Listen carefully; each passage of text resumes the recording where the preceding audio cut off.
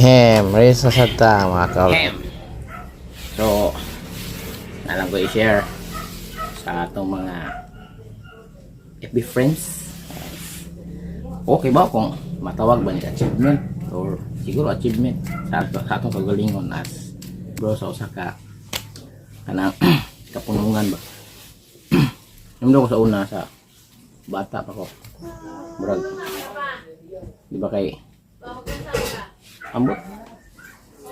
Masahan naman duman ako na basta kanang bahig mga kapunungan like dagyong purok nga na bitaw mo tawaan mo na. Miwag, okay ra na papilde ka di sa kuan kay may mo di kang presidente sa dadyong ano daw. Dapat taw anas to sa una. Ang mga bata pala ko kay buot ba. Nya karon nga di na ta. Tay. Wala po ko magdahon ba nga maabot ko ani nga punto mailik.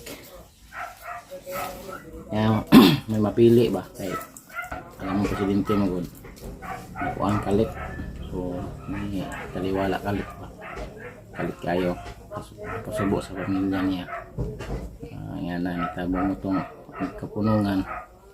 Nagkuan gud nga makailik og bag-o. Nya, istoryahan ako sa mga katong pinaka-founder yun. Maikog no tugo mo balibad og asgi og muda og. Nya karon hindaog man. Nairesulta la. Kay parang mapugos sa tanay kuan. Kay gudad yung kay normal mo guna sa sila sa mga kuan. Dugay naman ang mga dadyong gud sa bata ko na naman ang mga dadyong. Nya. Ang kuan lang kay patay no. Kailangan dami mo active ani.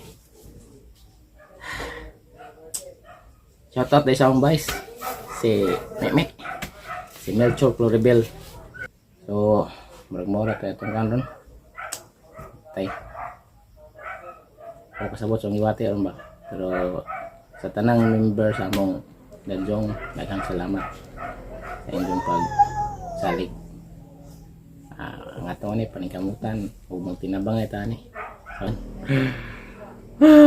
Okay.